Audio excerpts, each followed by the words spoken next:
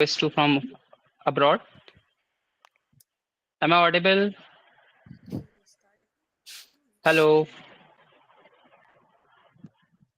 Yes, sir. Uh, Okay, Ayush, you are not audible.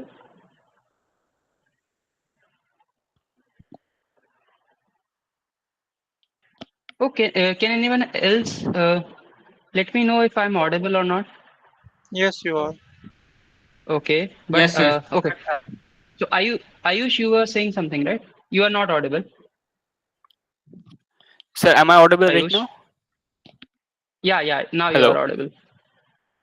Yeah, yeah. Go Okay, on. yes. So what happened is basically there is like a huge discrepancy between my marks that I got and the marks that I should have got. Like there is a mismatch between the answer keys. Like my answer key matches with the transcript, but the number is given as 41. So I did manual calculations and my marks are coming up way different than what I got. So what do I do about it?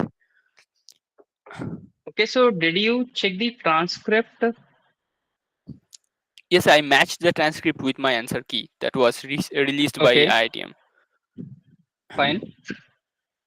And then Then, my marks came out to be more than around 76 something, but I was given 41 for some reason. okay, so what were you expecting? Like you were expecting 76 or you were expecting 41? Now I was expecting exactly just maths. It You happened were for expecting? stats, Sorry. maths, and English. Okay, so have you written to the support? Yes, I have written to support. So have they replied yet? No, not yet. Okay, so just wait for their mail. Most probably they will reply in case they find any discrepancy as you are mentioning. Okay, so just wait for the mail. Till then, okay. So yeah, let's start Okay. the meet then. Okay, fine.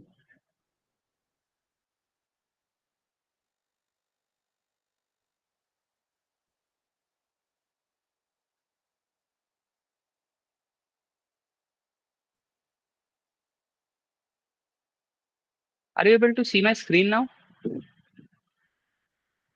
Uh, Now, can you see my screen? What I am presenting? Yes, sir. Yes, sir. Okay, okay, fine. So let's start with activity 9. Okay, uh, fine, just let it load. Okay,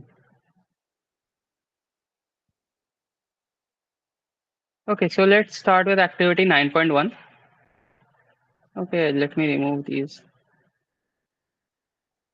Okay, so yeah, from 9.1, just tell me whatever doubts you have. If you have any specific doubts, I will mention them and then take them on. But if you don't have, then I will be going through some of the questions which I find are decent enough to be discussed in this meet. Is this clear? Okay, so okay,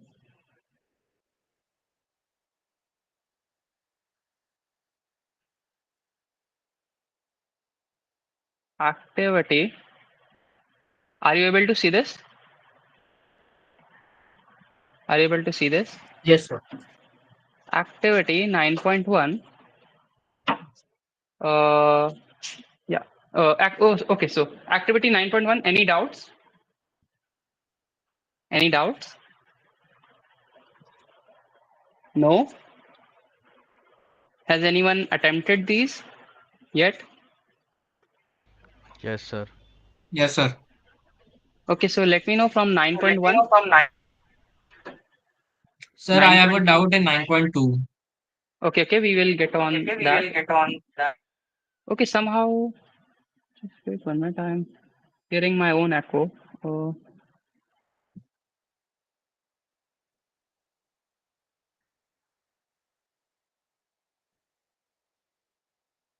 Hello. Yeah. No one wants to point any doubt from 9.1. Sir, question 3. Okay, question 3. Then, Any other doubt from 9.1? Any other specific doubt? Yeah, so in 3, what doubt you have? Can you let me know? Hello? Someone said 3, right? Okay. So, okay, so since you are not answering, let me start with 1. Okay. Okay, so question 1 first. Let's see. So I will be covering till 9.3 today. Okay. Okay, so first of all, whenever these types of questions are given, you know how many types of functions are there? There are, vector valued and real valued functions. Okay, so there are vector valued vector valued multivariable function, then real valued multivariable function, then scalar valued multivariable functions, and your real functions. Okay, so which function is this? You can see domain is r square. Okay, domain is r square. Okay, so not domain does not belong to r square. Domain is r square. Okay, and what will be the range? What will be the range? Range, since this is a polynomial function, it will be real. Okay, so domain of f is r square. Okay, if you are wondering how could that be possible, just take this. Suppose you put the value of x as 0 and y you keep as y. Okay, that is you're feeding all the points along the y-axis. Okay, so see, this is your domain r square. Okay, so every point in this domain is a possible input to this function. Now, if I only take inputs along from the y-axis, all the points will be of this form. Now, according to that, what will your function become? It will become minus 2y. Now, minus 2y, you know that y belongs to real number. So, you will get the entire real line as your range. Is this clear? Yes or no? Is this clear? Yes. Am I Yes, sir. audible or not? Sir, Okay, fine. Then second question. Anyways, let's discuss this.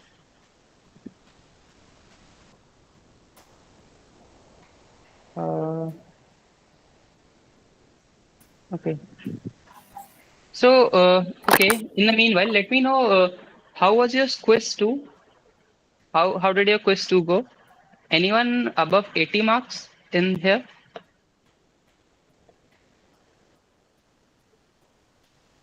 Okay, I have to switch. Uh, okay. Very good. Apart from Geeta, anyone else who scored? Okay, Geeta, if you could let me know what are your specific marks, like 84. 84. Yeah. Okay, so that's a good score. Okay. Uh, apart from Geeta, anyone else who scored above 80 or if possible even above 90?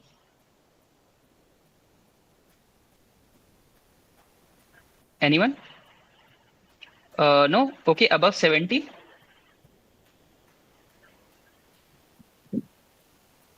Okay, above 60? Okay, CB has raised his hand. So, yeah, CB, how much did you score?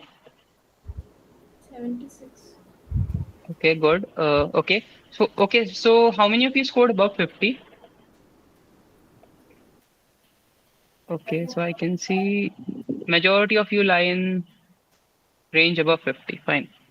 Fine. So I think most of you are struggling with week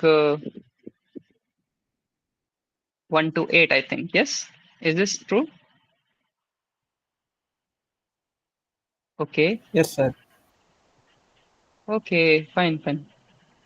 Okay, so I will see if I could conduct a revision session for that. Okay. Yeah. So if you have such a request, you can let me know at the end of the meet. Okay. First, I need to know what is the uh, majority's opinion regarding revision. Then we will decide. Okay. So back to the OneNote. Okay. Yeah. So Now your domain belongs to Rn. So you know what type of function is this? This is multivariable function. Fine. This is a multivariable function because your domain is a subset of geometric space Rn. Then this function has been defined from D to Rm. Okay, Rm. Now there is another function. Okay. Yeah. Okay. So there is another function G from D to Rm. Okay, so both these functions have the same domain, if you can see. F has domain D and G also has domain D. Now these are multivariable vector valued function. Vector valued function because your codomain is Rm, right? Yeah. So these are multivariate functions on D. Which of the following statements are true? Now product function Fg is defined on D by Fgx is equals to Fx into Gx. Now is that true? Tell me. Anyone?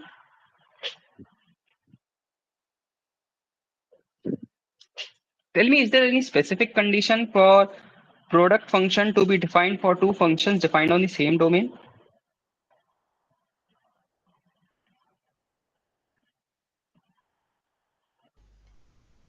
Anyone? No, sir. No, sir. Why? Why is that? Tell me.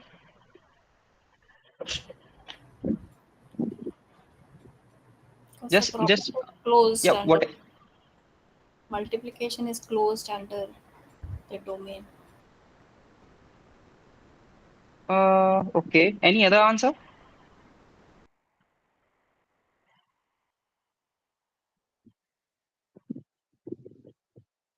Okay, just think for 10 or 20 seconds and then let me know.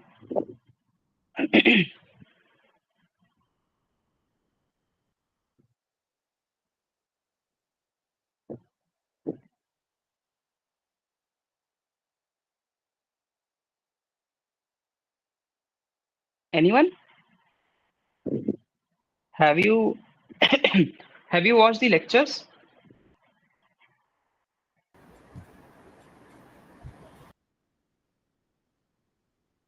No, sir.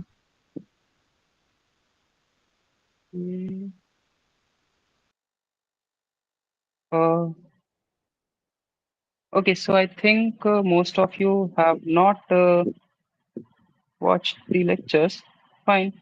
Okay, just listen to it. Okay, if you haven't watched the lectures yet. So see, the thing is, uh, if your f and g are, f is outputting. So suppose it is taking a vector, and it is outputting a vector. Fine. Then and G is also taking inputs from the same domain and it is outputting a vector. Now, is there anything defined like this? Can you ever multiply two vectors? No, no, sir. No, you cannot do that, right? So that is not possible. So that's why this function is not defined. This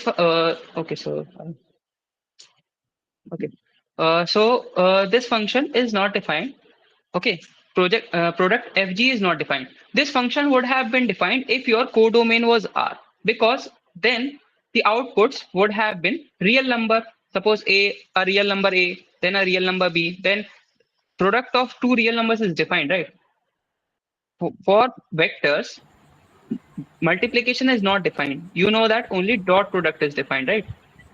So that is not correct. Okay, so first option is not correct. Are you getting this now? Now, Eh, yeah. yes, sir. I'm getting. Yes, sir. Okay. Now, some function f plus g defined on D is defined like this. Now, this is true because when f will output a vector in Rm, you can see that again. Suppose if G's codomain was Rm plus one, would then sorry for that, would then vector addition this function be defined? Tell me, because you cannot ever add two vectors which are from different geometric spaces. So can you add a vector which is suppose to 2 cross 1 and 3 cross 1? Can you ever add that? Tell me. Yes, No, No, sir. sir. right? No. You cannot add. So in that case, it wouldn't have been defined. But since the codomain is same, the vectors will be from same geometric space, and you can always add two vectors from which are of same dimension, right? So this function will be defined. Is this clear? Is this Because clear? it has same domain and same codomain. Yes, sir. Yeah. Yeah. So see, because it has same codomain, so your vector elements will be your output vectors will be from same geometric space. You can always add them, right? Is this clear? And they have the same codomain also, right? Only then this function is defined, otherwise not. Okay. So let me clear this. Then okay. Now let C belongs to a real number. The function CF is defined on D as CFX is equals to 1 upon 1 by C. X belongs to your D. Now this is not true, okay, because it is 1 by C. If C is 0, then this function would not be defined, right? This function would become not defined. Okay, so this function will not be defined. Is this clear? If it was C, just C, then it would have been defined, because you can scale a vector by a real number. Okay, but it is 1 by C. So in case this real number is 0, then this would become not defined, and you cannot multiply it, right? You cannot scale it. Is this clear? Yes, sir. Yes, sir. Okay. Now, Yes, sir.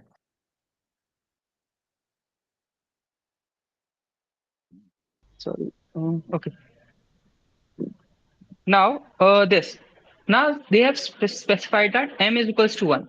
Now, what does this m is equals to 1 means? That f has been now redefined to be from D to R. That is, it is outputting a real number. That is what is meant by m is equals to 1. Now, and g of x tilde is not equals to 0 for any x. Okay, some message. Okay. Okay. Now, can anyone let me know why? First of all, read this. If m is equals to 1, g tilde is not equals to 0 for x belongs to the domain. The function f by g is defined on D by f by g is equals to fx tilde by gx tilde. Now, uh, just tell me why they have defined this, why they have specified this, and why they have specified this also. Sir, when dx equal to 0, then function is not defined because you can't divide vector by Yeah. 0. Oh, okay. But see, yeah, you are partially correct, because uh, m is equals to 1 means that we don't have vector here. This will be a real number. So you cannot divide by 0, right? Yes, sir. So yeah, you are correct. Now, one more thing. Now, why they have you know, why, sorry, why they have defined m is equals to 1? Why was this not correct? Because no such function is defined, right? You cannot, division of two vectors does not make sense. Is this clear? That's why this is given. Is this clear? Yes, sir. Okay. So I hope this is clear. So every time some statement is given, try to make sense of every given statement. Okay, so why this m is equals to 1 is given, why this g tilde is not equals to 0 is given, right? Try to make sense of everything, then you will be able to understand. Okay, so this function is f by g is nothing but this. So this will output a real value, this will output a real value, and this will never output, this gx d tilde will never output 0, such that this function becomes undefined. So this function f by g will be defined on the entire domain D. Okay, is this clear? So yeah, I hope this is clear. Was this clear? Okay, again, these are some conceptual questions related to Can you theory. explain the C bit, sir, again? Sorry? C1, option C. Okay, so see, if this was defined instead of 1 by c as c, then this function would have been defined. Why? Because c can take any real number, and see this fx tilde will output a vector because it is from your codomain Rm. Now, if you multiply a real number c, you are just scaling the vector, and that would be defined, right? But since this is 1 by c, 1 by c is also can be a no, scalar, right? but yeah, 1 by c is scalar only if c does not equal to 0. But they have given no such restriction on c. So when c becomes 0, then 1 by c becomes not defined. Not defined. In that case, that function d is not defined, right? Is this Yeah. clear? Yes, sir. In that case, that function is not defined. Okay. So yeah, fine. So just Sir, let why is the me first option wrong? see, because have you ever seen uh, multiplication of two vectors? This operation is not does not make sense. You cannot ever multiply two vectors. You can take dot product of them. So this is the dot product, right? X transpose Y is a dot product. So you can take dot product of two vectors. You can take scalar product of there is one scalar vector scalar product of two vectors, but multiplication is not defined like this. Okay, this does not make sense. This is only valid for real numbers. Is this clear?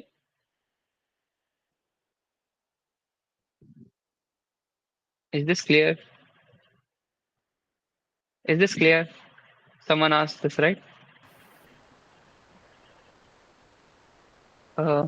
Okay. Am I audible? Now, third question. Yes, sir.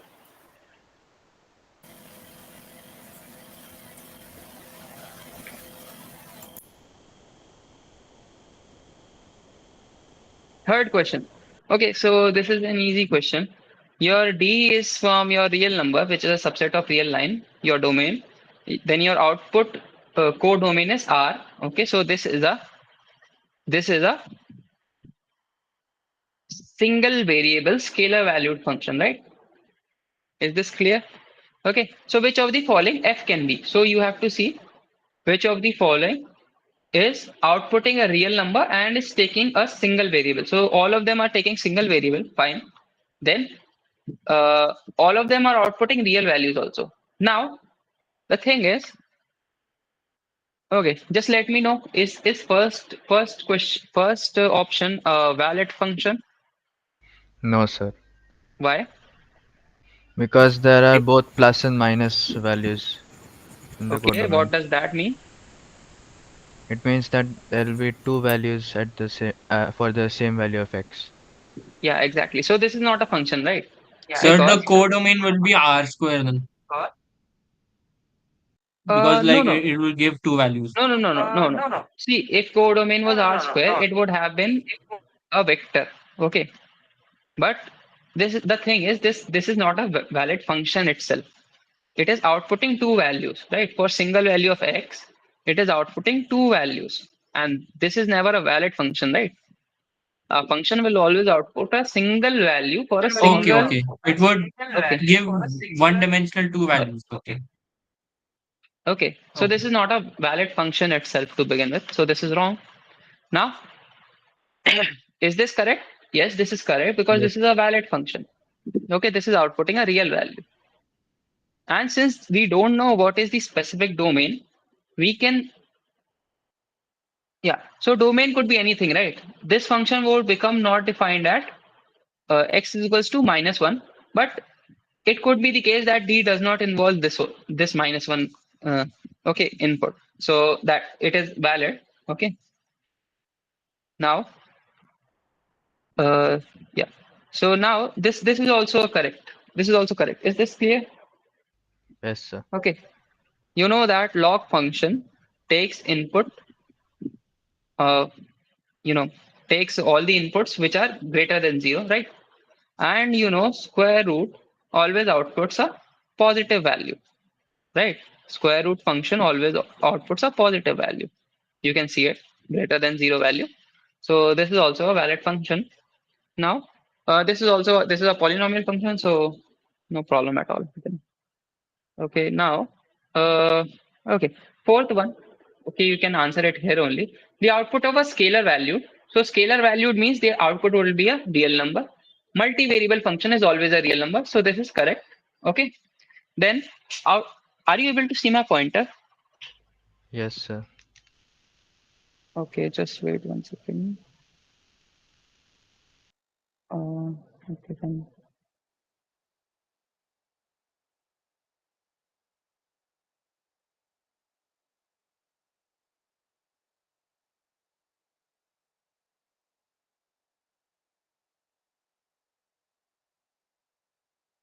Okay. Oh, sorry. Yeah. Okay. So output of a vector valued. Now this is saying vector valued multivariable function can be a real number. When it is itself saying that it is vector valued, then how can it be a real number, right? So this is not correct.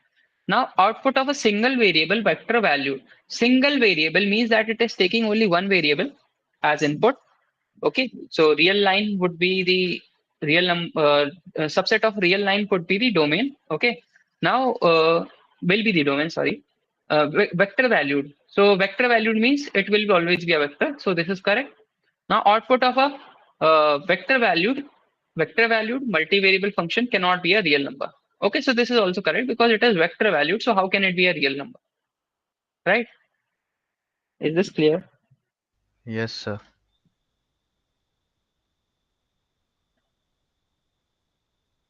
Okay. Uh okay, just wait 1 minute. I think.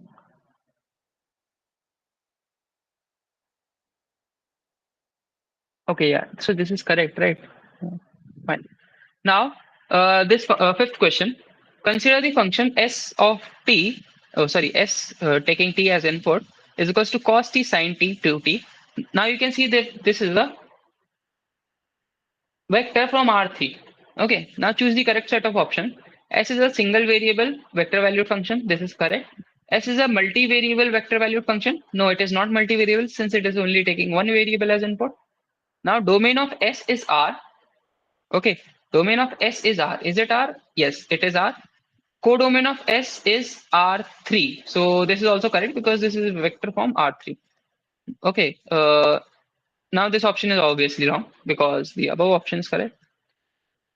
Now, sixth question, f of xy is equals to, okay, how many of the following are vector valued multivariable function? Multivariable again. Just see how many of these are taking multivariable. So this, and this. So this one is obviously wrong since this is single variable.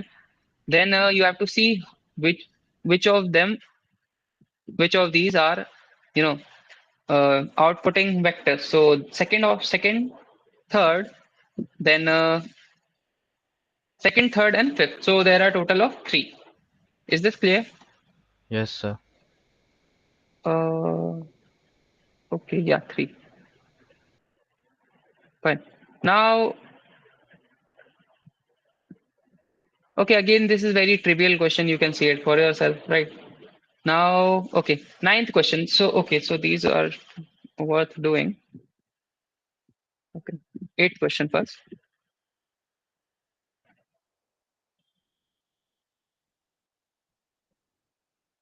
Okay, so your function is uh,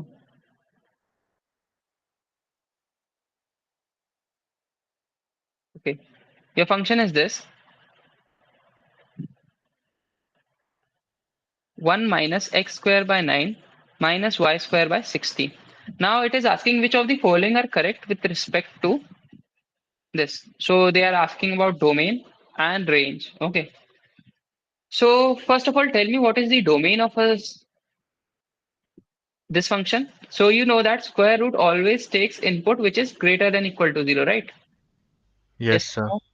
So you can find the domain. So 1 minus x square by 9 minus y square by 16 should be greater than 0, equal to 0. Now just manipulate this. I mean, just The first option, sir. yeah. So x square by 9 minus y square by plus y square by 16. So this is the condition. Okay. for which the input will be positive. So this is actually, equation. If you can see, this is equation of an ellipse. Okay, not this is not an equation. So you should know that this equation x square by a square. So generally this x square by a square plus y Plus square y square by b square is to 1. equal. So this is the equation of ellipse. Now this is the inequality which is telling you for which values of x and y this expression is greater than 0. Okay, so you can just check which option of these is correct. So domain of f of d is all those points such that x square by 9 plus y square by 16 is less than 1. So this matches this. Okay, so this is correct, first option, because less than. Okay, this has greater than, so this is wrong, second option. Okay. Okay. Now range of f. Okay, so let's check one thing. First of all, let's see graph of an ellipse.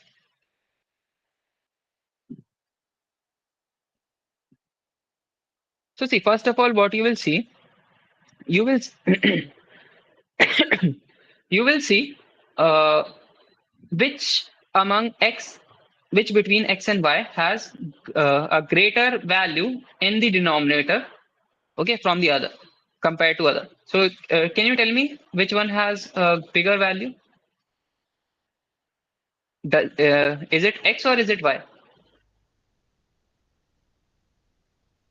Which has a greater denominator, x or y? X square or y square? Y square. Okay, so uh, ellipse would look like this. Okay, so ellipse would look like this. This distance would be 4. Okay, so this would be 4, this would be 4. Now what will be this distance? Okay, this distance, it would be 3, this would be 3. Okay, so your ellipse would look like this if the denominator under y square is greater than x square. Okay, is this clear? So it would look like this. Now uh,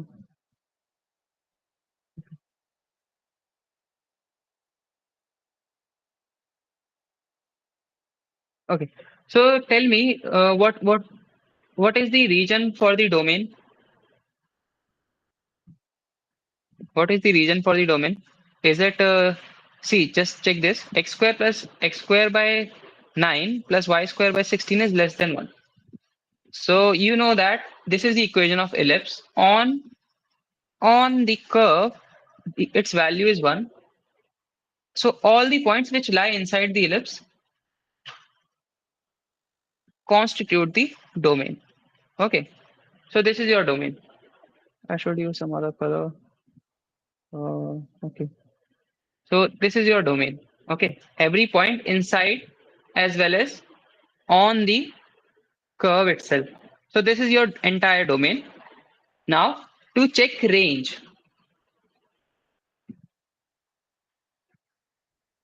see, you can check the range from the figure itself. So you know what is the value of x square by 9 plus y square by 16 for points which lie on the curve? Tell me, what is the value of x square by 9 plus y square by 16 for all the points which lie on the curve? That is this point, this point, this point, this point, this point. Tell me, what is the value? What is the value? You can see it from the equation. 1. It is 1, right? So for all the points, these are the points on the periphery. So for these, the value of this expression is 1. So you can just substitute this. So square root of 1 minus x square by 9 plus y square by 16. So you know all the points which lie on the outside have the value of this expression as 1. So 1 minus 1 will give you 0. So square root of 0 will give 0. Now this will, see, this will take the maximum value when this expression is 0. So it is 0 at the origin. So this expression will have 0 value at origin. So 1 minus this expression will take the maximum value when this becomes 0. Okay, so square root of 1. So can you tell me the range now? So range would, 0 to 1. yeah. Okay, so this is correct. Now this is wrong. This is wrong. Okay. Is this clear? Anyone any doubt?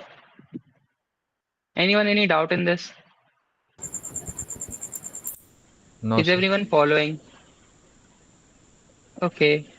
Now, okay. This.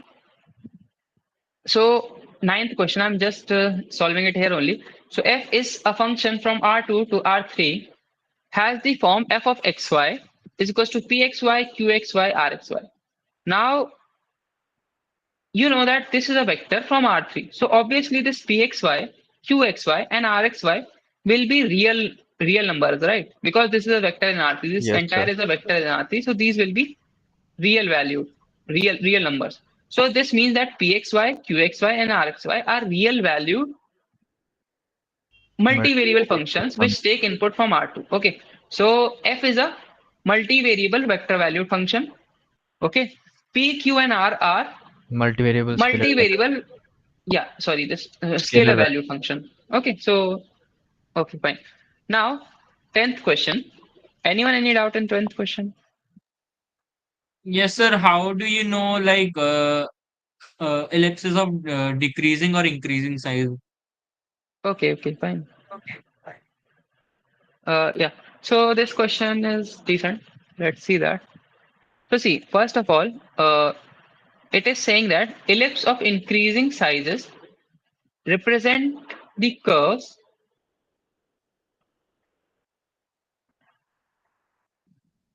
x y. So this is the curve being represented by this. Okay. So what you have to do in this, see, they are equating f of okay okay. So f of xy is equals to c. Okay. So this is a curve. This is a curve equation. So let's check what is the curve. Okay, itself. So let's check that. So it is saying that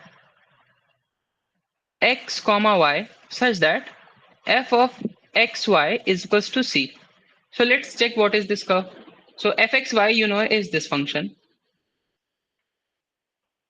square root of 1 minus x square by 9 minus y square by 16 is equals to c. So this is the curve. Okay. Now let's check what effect will c have on this curve. Okay. So first of all, you can see that this vaguely resembles an ellipse equation. So what we will do, I will just square both sides and try to convert this equation into an ellipse equation. Okay, so this will be c square. Okay, so what I will do, I will just transfer c square to the LHS and transfer this whole to the RHS. Now, what I will do, uh, okay, fine. What I will do, I will just bring 1 minus c square in the denominator.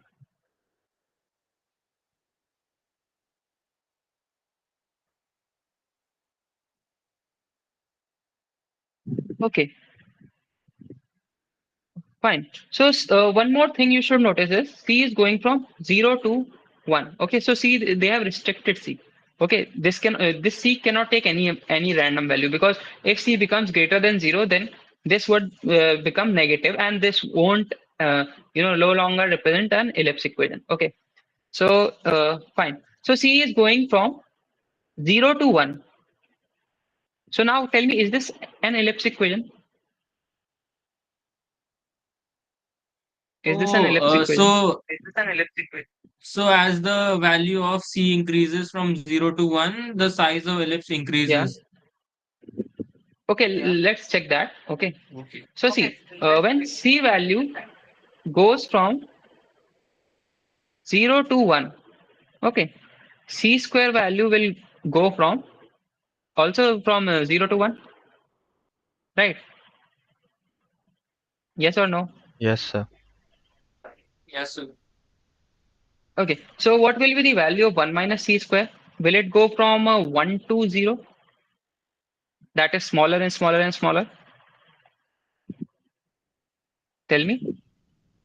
1 minus C, if C square is going from 0 to 1, 1 minus C square will go from 1 to 0. Yes or no? Yes or no?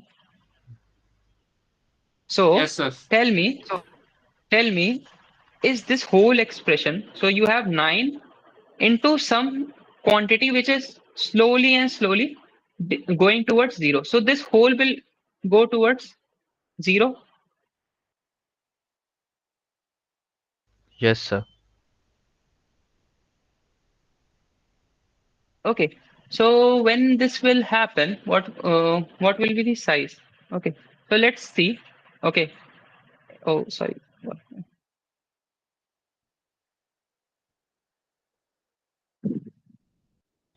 So, so right now it is 916. So your ellipse looks like something like this. Now, suppose, okay, so C is becoming bigger. So 1 minus C square is becoming smaller. So this whole expression is getting smaller, and this also is becoming smaller.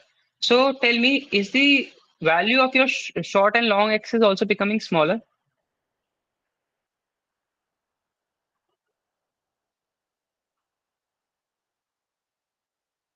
Tell me. See, this represents your long axis. Sorry, this represents your long axis.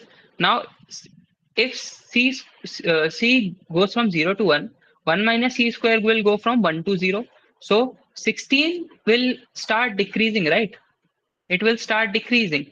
So your long axis will keep on becoming shorter and shorter. So your ellipse will keep on getting smaller and smaller. Yes or no? Are you getting this? Tell me. Okay, let me give you an Yes, sir. example. Oh, I don't. So see, suppose C at when C is 1. Okay, sorry, when C is 0. Okay, sorry, not here. When C is 0, C square 1 minus C square. So suppose C is 0. So okay, sorry. C is 0. C square will be 0. 1 minus C square would be 1.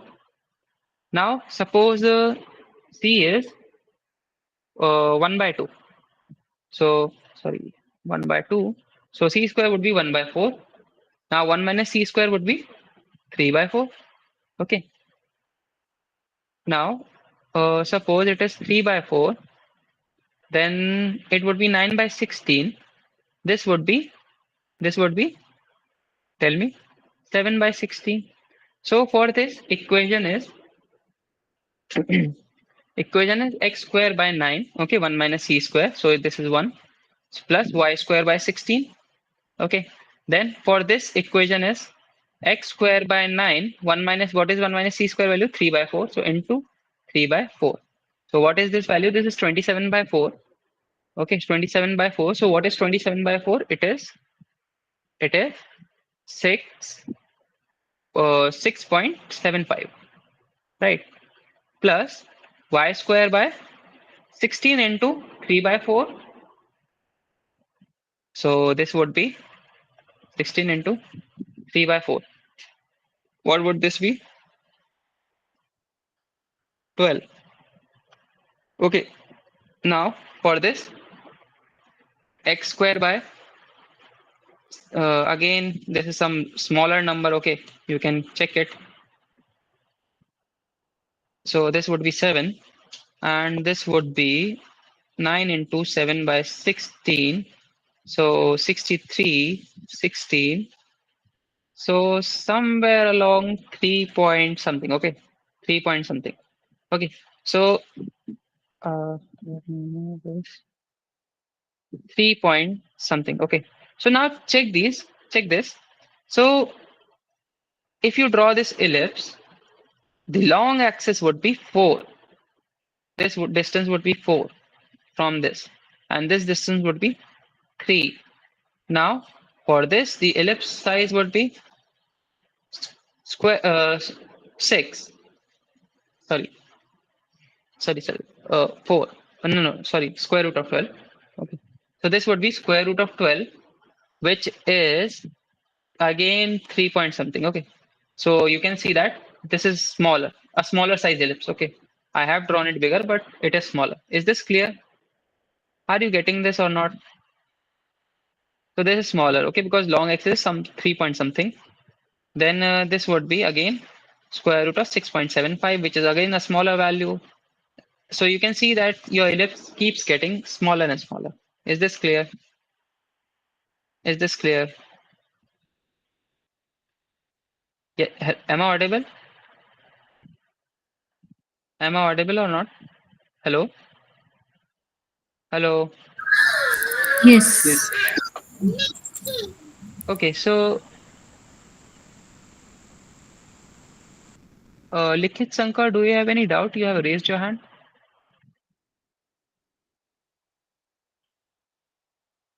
Okay.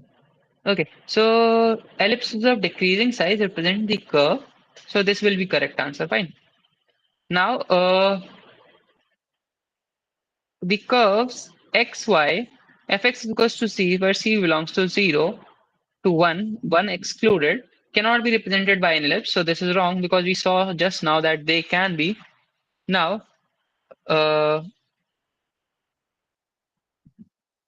okay. Now this one, fx, y is equals to 1 is a point. So we have to check that. So just equate it. 1 minus x square by 9 minus y square by 16 is equals to 1. So just square both sides. Plus y square by 16 is equals to 1. 1 will cancel with this. This is minus. So x square by 9 plus y square by 16 is equals to 0. Now tell me, when is the which is the case when sum of two square values is 0? So you can see that this is a square value. This is a square value which is always positive. So this can be only 0 in case when x is your 0, 0. Yes or no? Yes, So sir. so this is correct. Okay. And this one is correct. Okay, all these are wrong. Now, ninth question, anyone? Oh, sorry, 11th question, anyone?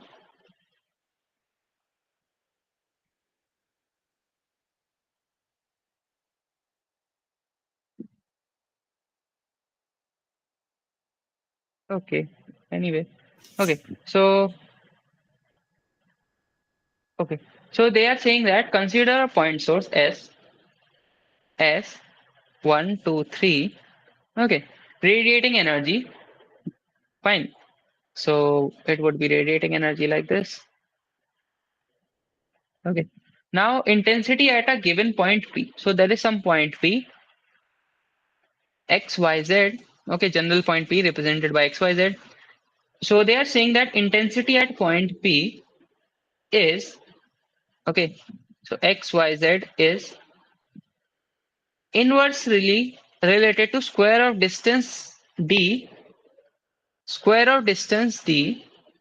okay. So it is inversely related to 1 by D square between S and P, okay. So basically this distance. Okay, so by distance, we are assuming that it is your normal Euclidean distance, right? Euclidean distance is 1 minus x square plus 2 minus y square plus 3 minus z square. So this is your Euclidean distance, okay? Whenever it is not mentioned which distance, always take Euclidean distance. Is this clear? Okay, so basically your I at any point x, y, z, random point is k by, where k is constant. Okay, so k is a positive real constant by so square of this would be, just remove the square root.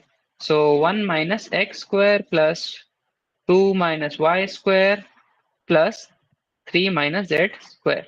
Okay. So this is your formula for intensity at any point P, okay, situated at a distance d from S. So choose the correct set of options. So it is saying intensity I is constant on. So this is some set of points. So just notice that this is a set of points. This set of point is satisfying this condition. Okay. So basically this is some sort of curve. Okay. Where this condition is satisfied. So if you notice that this expression is nothing but your square distance, which is given here. 1 minus x square, 2 minus y square, and z minus c square. So suppose this is your curve, okay, set of points, which is satisfying this condition. So basically it is saying that x minus for all the points on this curve, okay, x minus 1 square plus y minus 2 square plus z minus 3 square is equals to 1. So okay, so you know intensity, we will check intensity at this point, p dash. So you know that p dash is k by square of a distance, sorry, is k by distance of p dash from S. Now what is the distance of p from S? So just take any random point on this, it would be x minus, again same, x minus 1 square plus y minus 2 square plus z minus 3 square. Now they have given you that this value is equal to 1. So you will just substitute it here. So I of p dash is equals to k by 1, because since they have given you what is the value of this, since every point on this is satisfying this condition, you know that this expression is equal to 1, so you will just substitute it. So I of p dash is nothing but k, which is a constant. Okay, so this option is correct.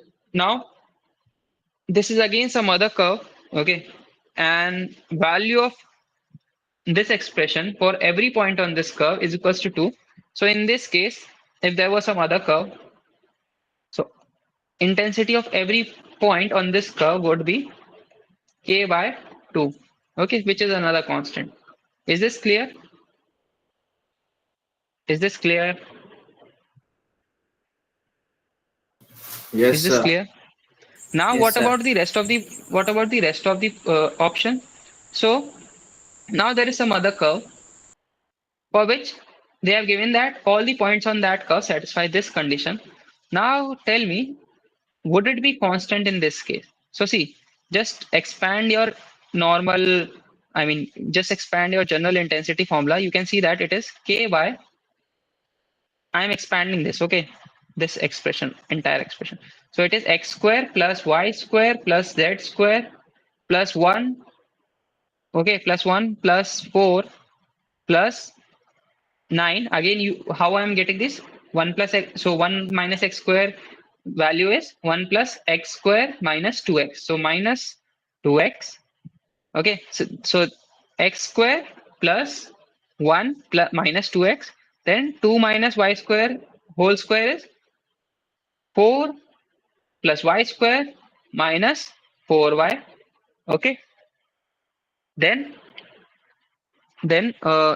last is 3 minus z whole square is 9 plus z square minus 6z. Okay, so this is your intensity formula expanded in its complete form.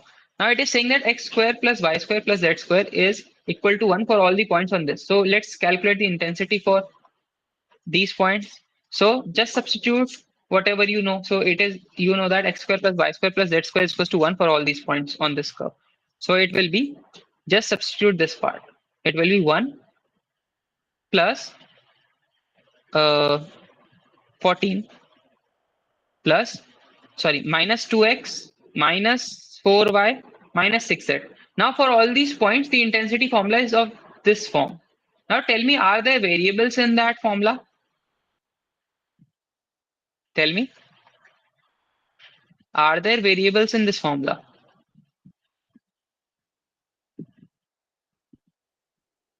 Is this a constant? Is this intensity constant for all the points on this curve?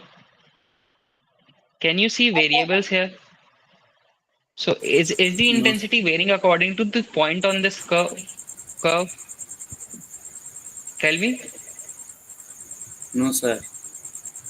It is Here varying, right? x and x, y, z are variable. Yeah, variable. So it is varying according to the points on the curve. While Yes, sir. in this case, for every point on this curve, the intensity was k here, k. And every point on this curve had intensity of k by 2. It was not varying according to the points on the curve. Okay, so every point on this curve had the same intensity, which is k by 2. But here you can see that it is varying according to the point because there are variables x, y, z, which represent corresponding points. So this is not constant. Is this clear? So this Sir, is wrong. yes. Yes, sir. Similarly, this is also wrong because exact question, just they have changed this 1 to 2. Okay, so sorry. Is this clear? Yes, sir. Okay. Yes, sir. 9.2. Just wait 1 second.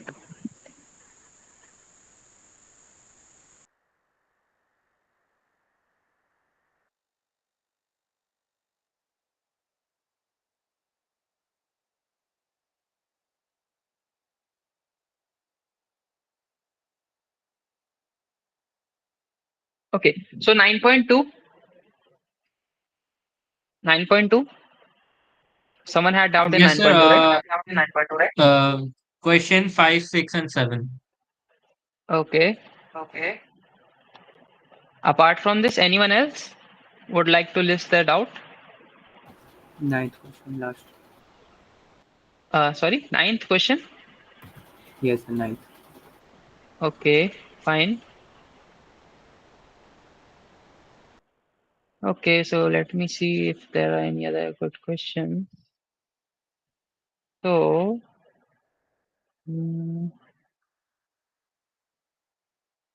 okay. Okay, first question, anyone? Anyone? Okay, so let me tell you anyway.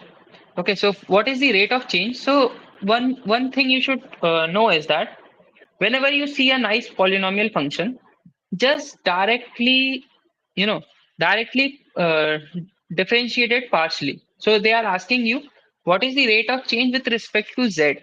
Okay, so since you can see it is a polynomial function, it the condition of being not differentiable is never going to arrive. So just directly partially differentiate it with respect to that. Okay, you need not use the limit definition, right, for differentiability to calculate it. So okay, so what I'm saying, just calculate dou f by dou z by directly differentiating it partially with respect to z. So 5x square term will give you 0. Then since there is no z term here also will give you 0. Plus now this will give you 6z. Now this will give you minus 2y. Okay, so this is your expression for,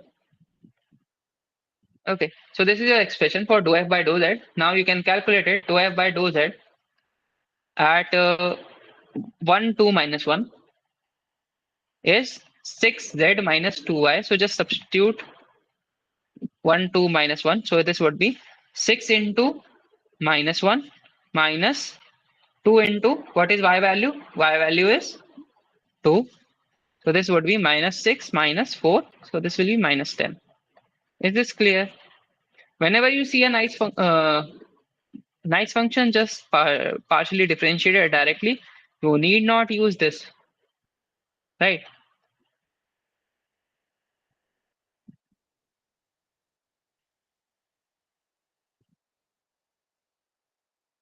You could have used this, but again, why bother, right? Because you already have a nice function.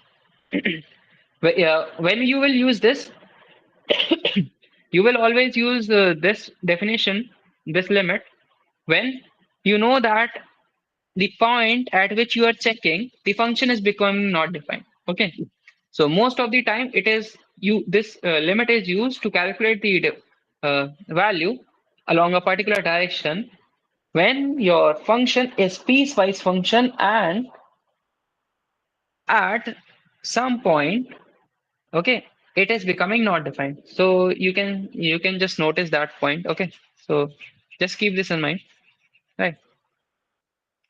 Okay, second question.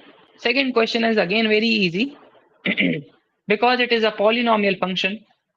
Okay, so you can directly calculate dou f by dou x, dou f by dou y, everything you can calculate it, right? Then you can just substitute the values. So you will get your answer. So second is easy. Now, third question, you can see this is what I was talking about. So see, f x y, am I audible? Hello? Yes, sir. Yes, Yes. sir. Okay. So f of xy is equals to xy by x square plus y. Now you can see that obviously this is becoming not defined at 0. Okay. So your partial derivatives won't be defined, and they have not defined this to be even a piecewise function. Otherwise, you would have to check whether they are defined or not. But you can see that they have not defined it as a piecewise function. So you can be sure that dou f by dou x and dou f by dou y won't be defined because the function is not defined itself at 0, 0. Okay. If it was defined through piecewise definition, then we would have to check whether dou f by dou x and dou f by dou y was defined. Okay. So this option is correct. Now, okay, apart from 0, 0, for every other point, you can directly differentiate it using the uh, using the differentiation of this, right? So you know how to differentiate f of x and g of x, right? You can directly use this. Okay, so again, this is easy, right? So anyone has listed this third question? No. Okay, fine. So I have given you the hint what you can do. Okay. Now fourth question. Again, this is a nice polynomial function. Directly calculate dou f by dou x and dou f by dou y at 12k. Okay, and they have said that dou f by dou x and dou f by dou y are equal at 12k. So you will just end up with an equation. You would have to equate values and you will get the value of k. Now fifth question. Let's see fifth question. So this has been asked. So let's check that. Uh,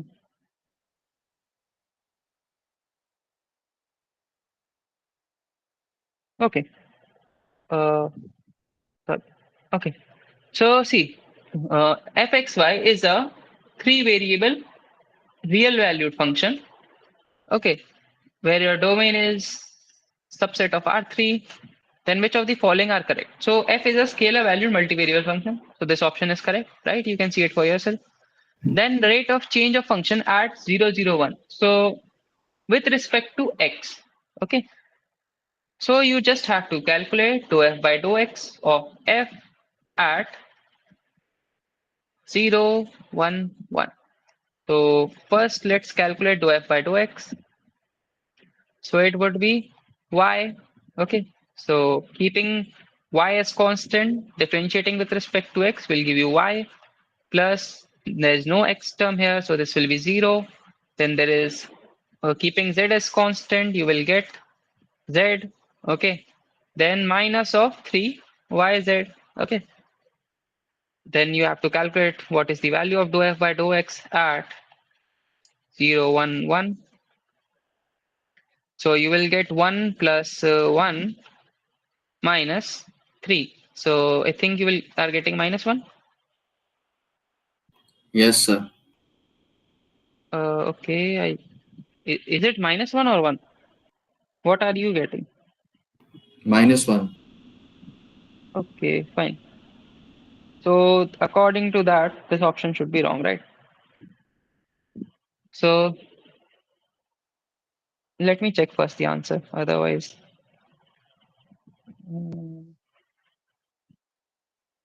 okay.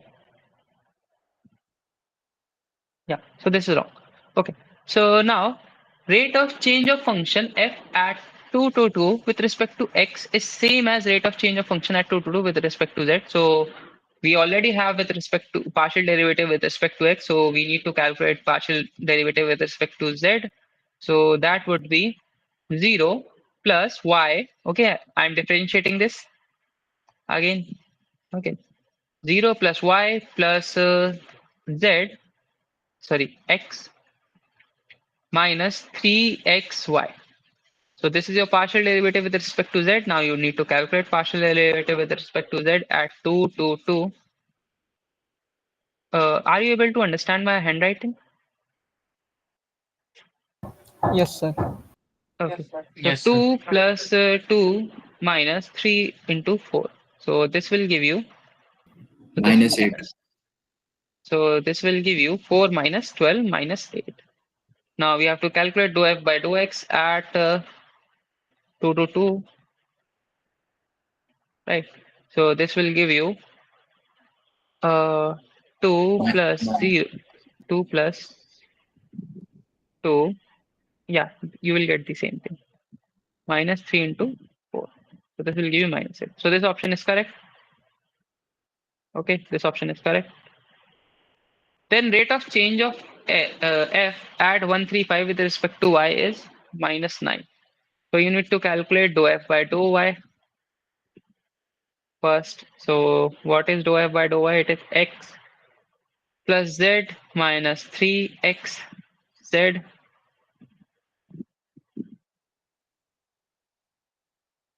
Now, what is the value at dou f by dou y at 135? It is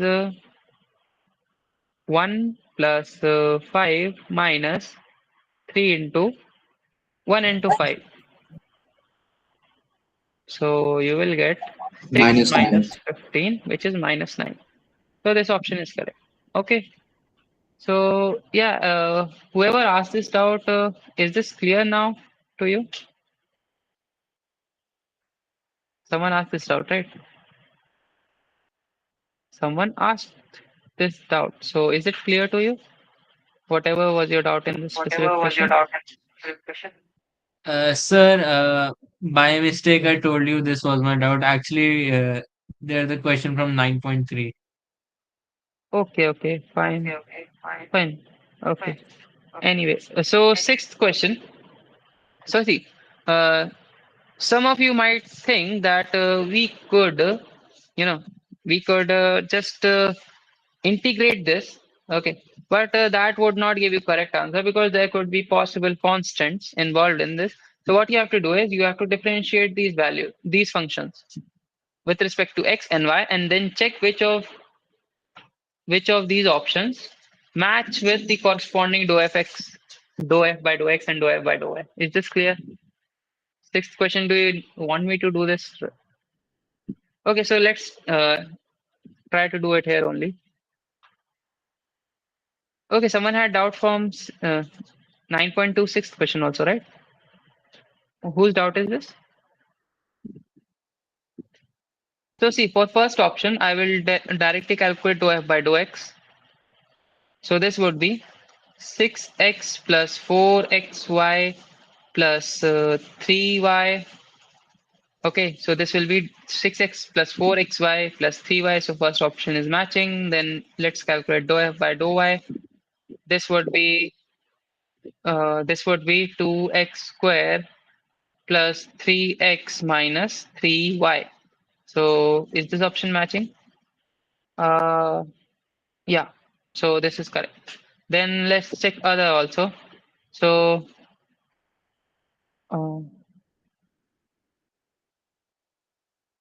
let's calculate dou f by dou x is equals to 6x plus 4xy minus 3y.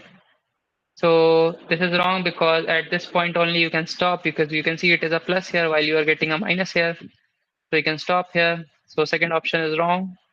Then this option. So let's calculate dou f by dou x. This will be 6x minus 3y. So okay, let's do it completely. Minus 3y minus 4xy. Okay, again you can stop here. You are getting minus 4xy plus 0. Okay, so you can stop here only. So this option is wrong. Then last option, let's check that. So dou f by dou x is equals to 6x plus 3y. Okay, there is no other term. So this term is missing. So obviously you can stop here. So this is also wrong. Is this clear?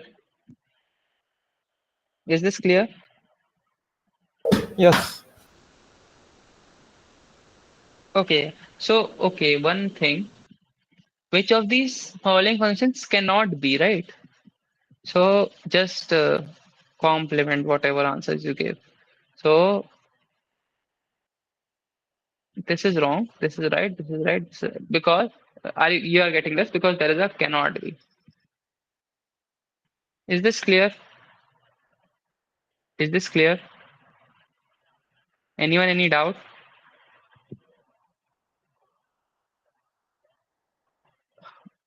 Anyone any doubt? Hello. No, sir. Okay, fine. Then seventh question. No. Seventh question. Okay. So let's do seventh question then.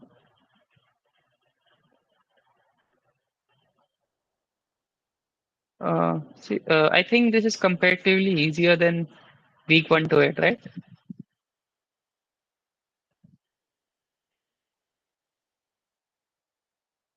Okay. So they are saying that f is a function from R2 to R2. This is a vector valued multivariable function where px, y and qxy are scalar valued multivariable function. They have given you the functions, consider a matrix A. So they have populated the matrix also. You just have to calculate these elements. If the determinant of A is this, find the value of B. Okay, so first we have to calculate dou f by dou p. Sorry, dou p by dou x, which will be 6xy. Then dou p by dou y, which will be 3x square. Then dou q by dou x, which will be 5. Then dou q by dou y, which will be 3y square. You just have to place them in a matrix now.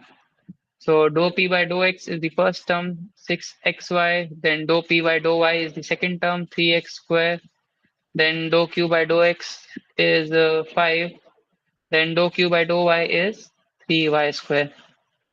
Now they are saying that if determinant of A is, so just calculate the determinant of A is 18xy cube minus 15x square. So they have equated it to this axy cube minus bx square. So you can see that A is 18, B is 15. So A minus B is 3. Is this clear? Is this clear? Yes. Okay. Then eighth question is exactly the same. Okay. As I think it is same. Yeah, it is same. Just you have to you are equating it to 0 so you can find the value of xy.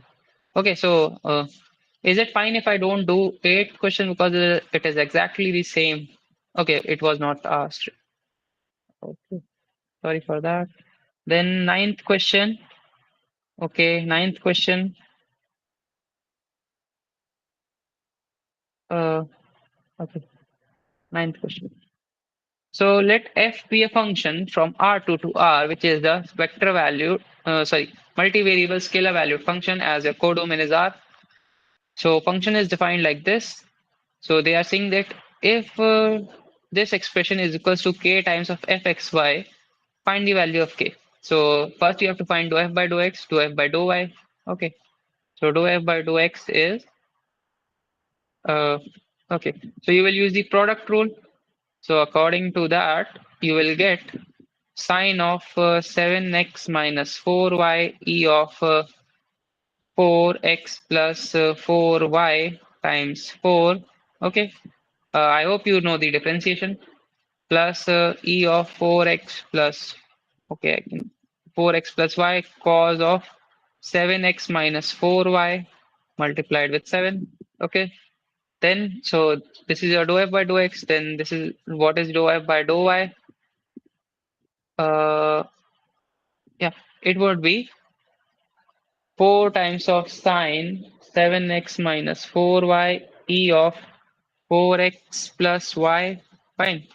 Then plus, okay, not plus, this you will get minus here. Minus, so not 7, minus of 4. So e of 4x plus y cos of 7x minus 4y. You are getting this. Now you have to add 4 times of this.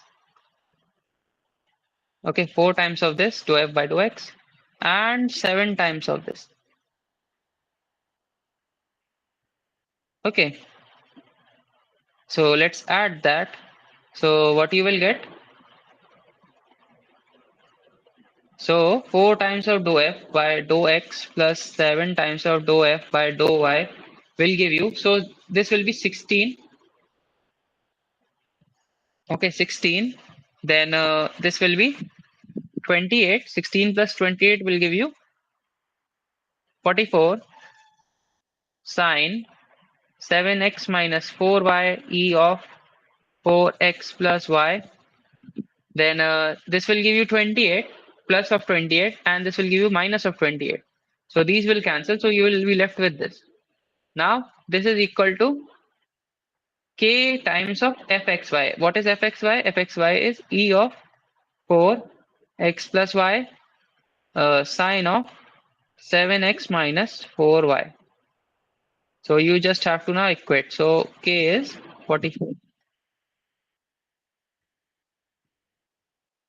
Are you getting 44? Yes, sir. Okay, so I hope this was clear. Okay, so is this clear? Is this Yes, clear? Okay, then third, fine. Doubts from 9.3? Sir, question 6.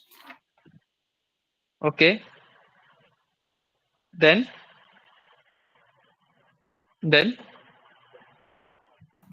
Sir, only question 6. anyone else? Any doubt?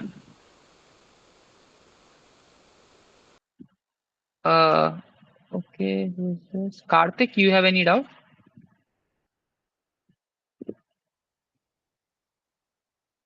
Karthik, you have raised your hand. Do you have any doubt? Okay.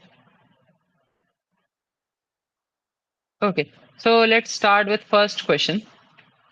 So directional derivative of fxy at point AB in direction unit vector is a non-negative real number. So there is no such constraint on the derivative. It can be positive, it can be negative. So this option is wrong. Then directional derivative of any function is always a scalar. Hello. Yeah. Yeah. Yeah. Sorry. This you have put that limit right, x plus h and all that. That method is not required, right? You can use for everything. You can use different Yeah. partial See, differentiation and go ahead, you right? can you can always use that limit method. But the thing is, when you have nice functions like polynomial functions, why do the extra work, right? You can just partially differentiate it because you know that no such condition of non-differentiability will ever occur in that case. So you can Correct. directly differentiate it and never use that. But in case you realize that that function is a scalar, is a piecewise function where there occur some points where the function is becoming not defined. In those cases, you have to use the limit method, right? Because you need to be sure whether it is exists or not. You cannot directly, you know, With a because plot, we see, can we can with a even if you plot we can do differentiate it that, right? directly, even if you differentiate it directly, you will realize that on substituting those points, it is becoming not defined. So you would have to revert back to the original method. Okay, so Okay. whenever you That makes sense. see such functions, always just start with the limit. Okay. Yeah. I was thinking the other way, just directly differentiate. Then, if it's a kind of increasing, decreasing, then you can do that. Anyway, okay. But See, you can always notice the function, right? If you see that it is a troublesome function, you can just start with the limit itself correct. and not start with that. Okay, okay. Any Thanks. other doubt? Yeah. No, that's all. Okay. Now, derivative of any function is always scalar. Now, this might not be true for vector valued functions. So for the time being, just leave this option. Okay.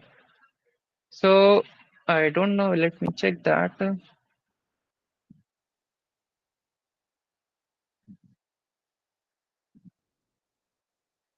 So they are saying that it is always scalar. So I would have to check that and get back to. Okay. But for the time, you can leave this. Okay. Because see, in case it is a scalar valued multivariable function, then you can be sure that the directional derivative will definitely be a scalar. But in case of a vector valued function which outputs vector, it need not be a scalar. So if you check on some what we say math overflow, you will find the answer. Okay, so just for the timing, you can leave this. Okay, this option, but according to me, it should not be scalar.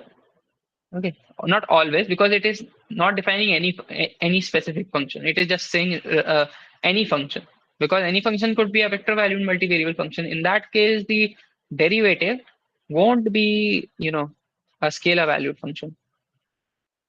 Okay, so let's check that the rate of change of function in direction of a unit vector is called directional derivative. So this is correct, right?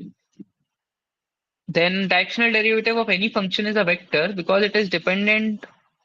So this is wrong because it could be a scalar also. Okay. Now, second question, anyone, any doubt? Again, this is a very nice function. So when you know that it is a polynomial function, you can directly differentiate it. You can find the gradient vector. Then you have been given a vector. Also, this needs to be a unit vector. Okay, let's do that. Okay.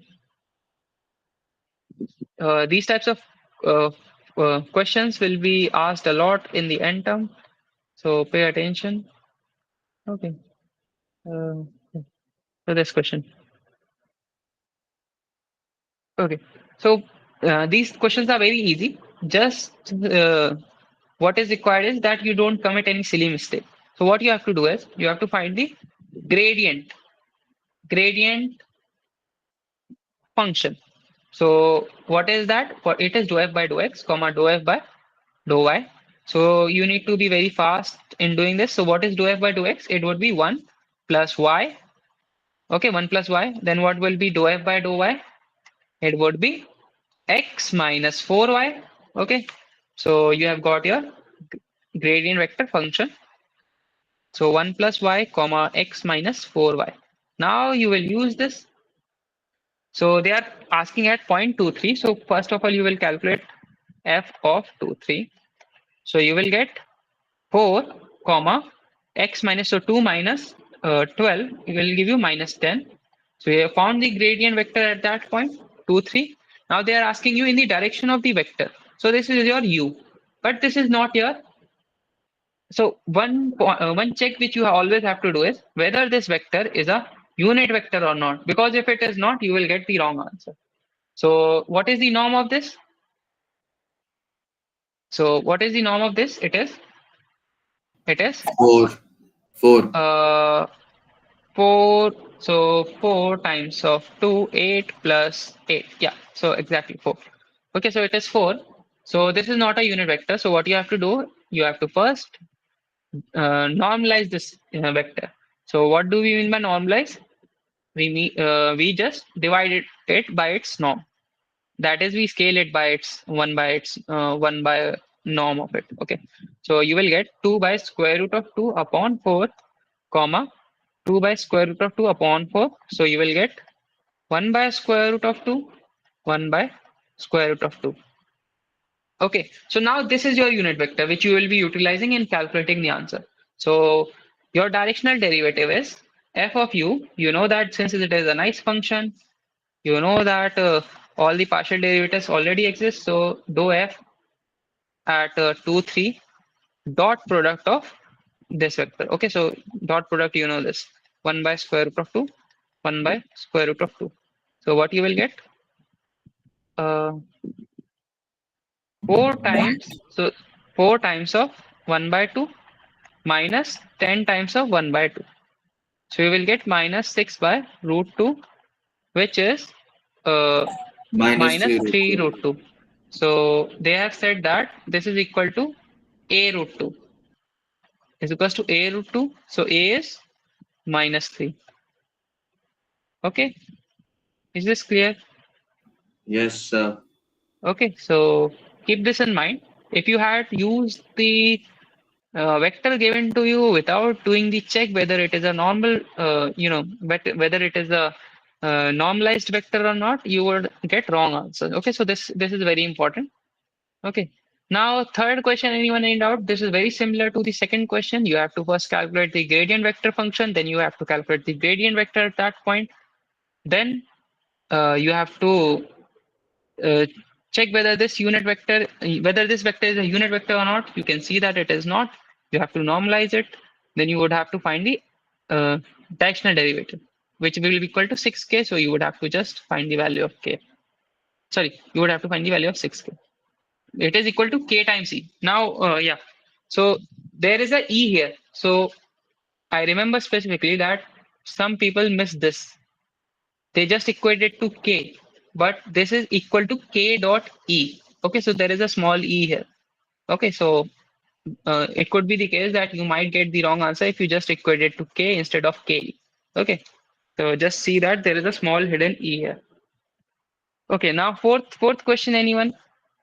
Now f is a multivariable function defined on domain R2. Which of the following is equal to rate of change of f at some point in the direction of vector? So they are talking about directional derivative. Now you know what is the what is the what is the definition of limit for directional derivative? So they are saying that this is a vector u1, u2. They have not said whether u is a unit vector or not. So what we will do, fu at x tilde is equals to limit of h tends to 0 f of x tilde plus h times of u unit vector. Okay, so u1 by square root of u1 square plus u2 square, comma, we are normalizing it since we don't know whether it is a unit vector or not. We have to normalize it, u1 square plus u2 square minus f of x tilde. X tilde represents the vector point without specifying the specific elements, right, upon h. So this is your answer. So you can just check which option matches. Okay. So see, this option would be wrong because you don't know whether u1 is u is a unit vector or not. So now only this option is correct. Okay. Is this clear? Is this Yes, clear? sir. Fifth question. Anyone?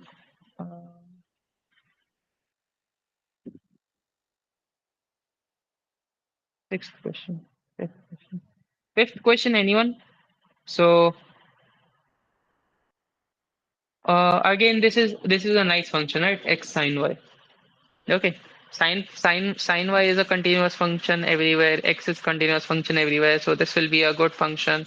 So you can directly use whatever I told in these two questions, right? So exactly same. Now sixth question.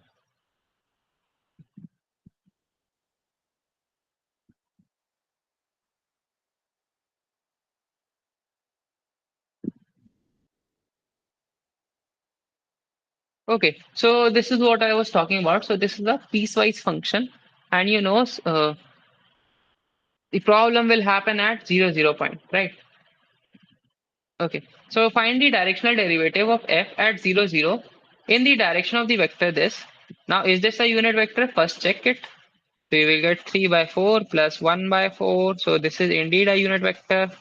Okay, now so no problem in that.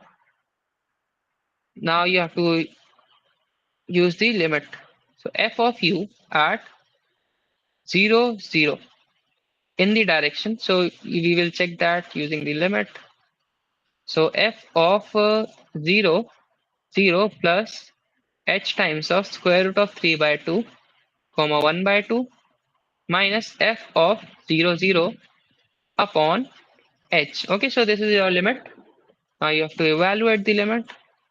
So limit h tends to 0. So this is nothing but f of square root of 3 by 2h, comma 1 by 2h minus f of 0, 0 upon h.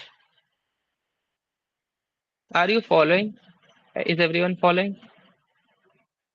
Yes, sir. Okay, so just substitute the value. So you will get 3 by 4 h square into h upon, okay, 9 by 16 h square, h power 4 plus h square, okay, minus 0 upon h. So limit h tends to 0. So let's check it, what we will get. Okay, so 16 by 9 into 3 by 4 h cube upon, okay, sorry, not, this is wrong. Okay, so you will get 3 by 4 h cube upon 9 h power 4 plus 16 h square into 16 upon h. So limit of h tends to 0, you will get 12 h cube upon h, 9 h4 plus 16 h square. So just, okay, so cancel this. Okay, then further evaluate it. Limit h tends to 0, 12 h square upon, now take h square common from this, so you will get 9 h square plus 16, h square will cancel with this, so you will get limit of h tends to 0, 12 upon 9 h square plus 16. So just substitute the limit. Since you are not getting any indeterminate form, you can directly substitute it, right? So you will get 12 by 0 plus 16, which is 3 by 4. So 0.75. Are you getting this? Is Yes, this the sir. answer? Is this the answer?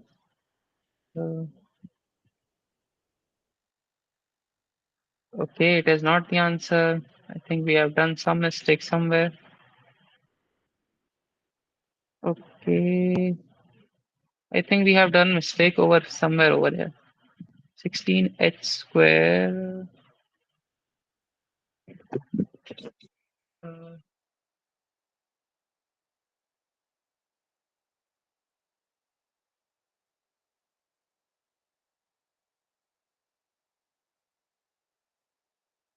Uh, It should be h square upon 4 in the third line, I think.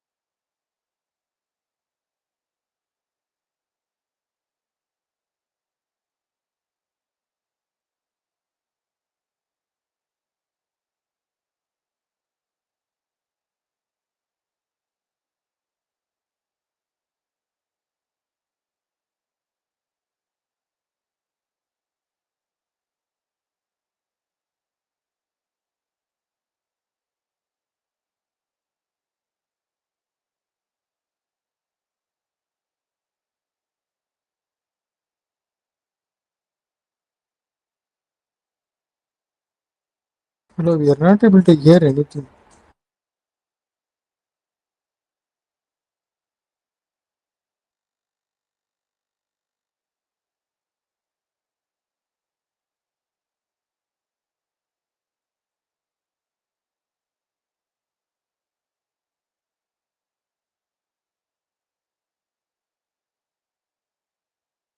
Hello. Sorry. Are you able to hear me now? Hello. Okay. Yeah. Yes, sir. So yeah. Now only we are able to hear you, Sorry. actually. Just 5-10 minutes. Now only we are able to hear you. For the past 2-3 Okay. minutes, Okay. we Can are you not point able me to. out at which point of? Sir, it should be 3 by 2.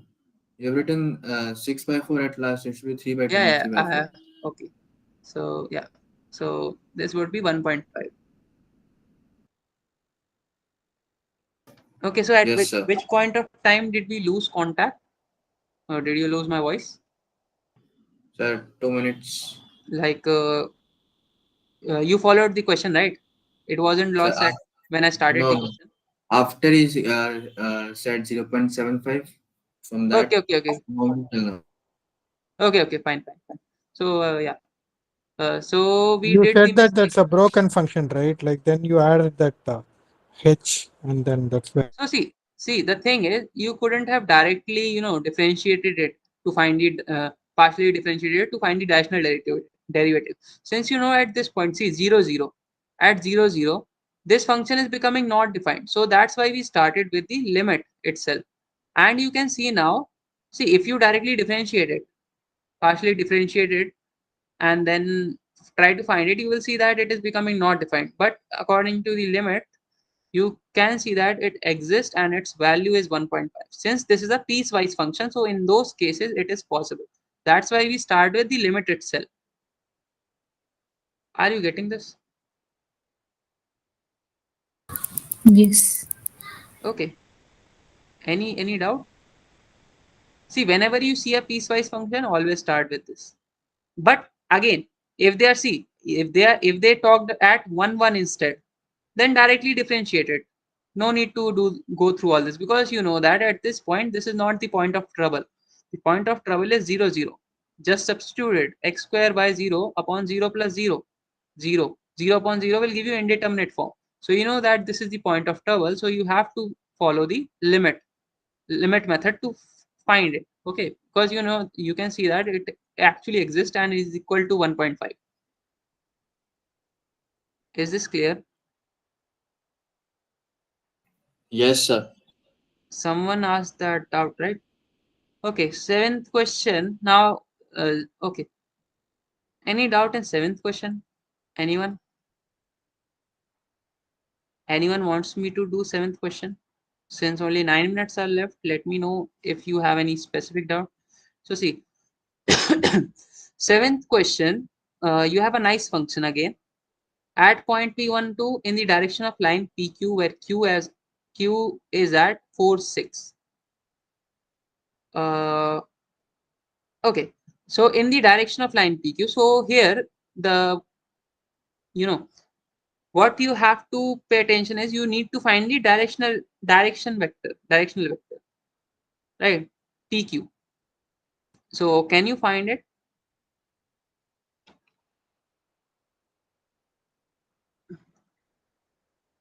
Tell me.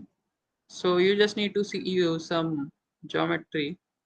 You just need to draw R2. Okay, fine.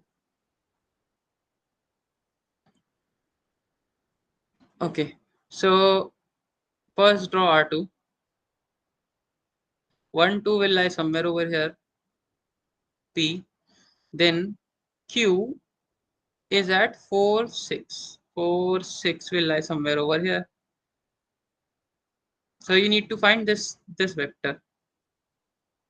So just find the to find this direction, you need to find the slope. So slope of PQ would be 2 sorry uh, it would be 6 minus 2 upon 4 minus 1. So 4 upon 3. So 4 by 3 is your slope. Now you need to find a unit vector. Okay, such that its slope is 4 by 3. So to find that,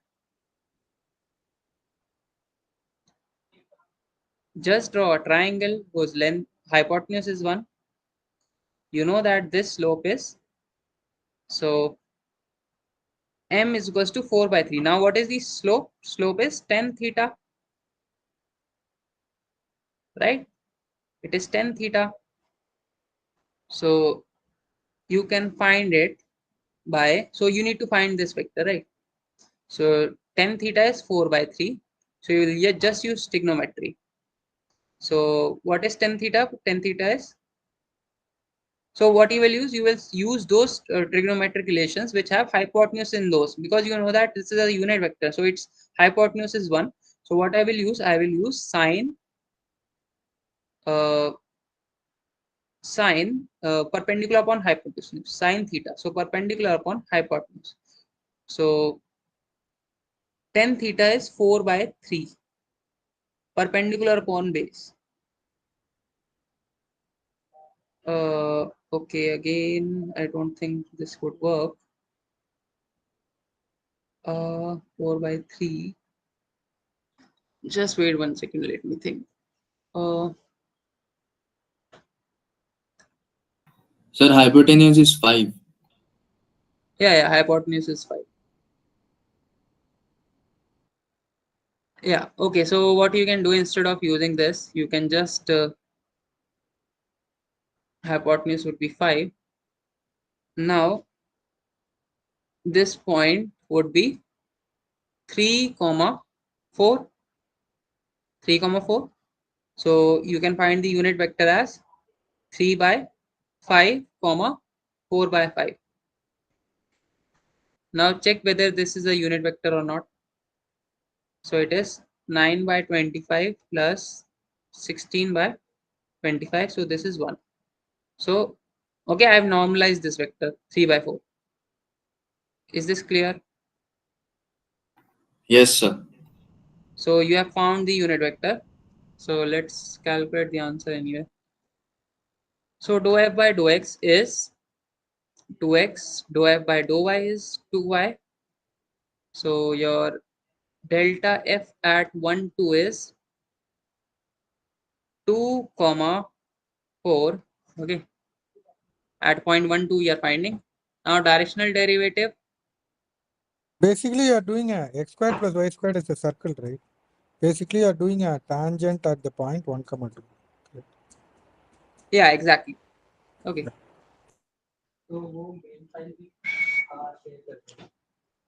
Okay. So yeah, fu is 2, 4 dot product with your unit vector. So 3 by 5 plus, sorry, comma 4 by 5. So this will give you 6 by 5 plus 16 by 5 will give 22 by 5, which will be 4.4. Is this clear? So the only hard work we had to do here was finding the unit vector u. Is this clear? Is this clear? So see, this line had slope of 4 by 3. So I took a unit vector which was parallel to this line. Then I assumed it to be a triangle. I found the hypotenuse.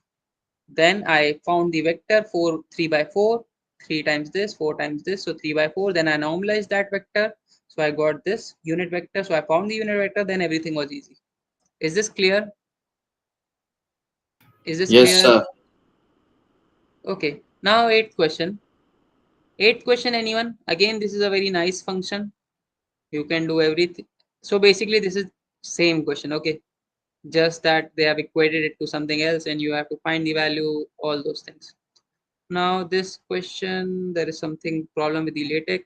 Okay, ninth question, just leave it because this is not clear what is it. Okay, now 10th question, anyone? So again, this is a very similar question, right? Okay, so I will leave it to you then. 10th question. Okay, you have seen a question previously in 9.2. So anyone, any doubt left? Anyone? So when we say the function is nice function, No, no. See, nice is not a proper term. So whenever you see a polynomial function, you are sure that okay, no such point of non-differentiability will ever occur. Okay. So okay, basically, it is a continuous function, which you know will always be differentiable at every point in its domain. Okay. So nice is just a way of saying that that function you are sure so about do we whether need it to would. see the limit whether they are asking 1 1 or at 0 0? Do we need to see that whether in the question it is asked Yeah. at 1 1 See, or 0 0? the thing is, for polynomial functions, limit always exists. So the only question which could arise in that situation is what is the limit at that point. They will never ask you. See, they could ask you, but the thing is, if you have a polynomial function, you are sure that it will always exist. So the only Okay, question which is left to be asked is what is the limit at that point, which is what is the value at that point. Are you getting this? oh, okay. Okay, any other doubt? Anyone? How to find codomain? How to find no, see, codomain is usually given, right? Codomain is defined by the function. The only question which can be asked is what is the range. Okay. Okay, so any doubt, anyone?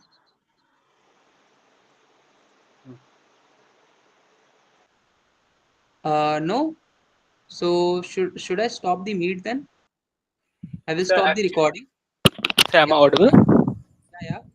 Yes, so I actually just wanted to clarify about the quiz 2 once. So I actually sent the email just now, and at the rate Karthik underscore POD replied to it.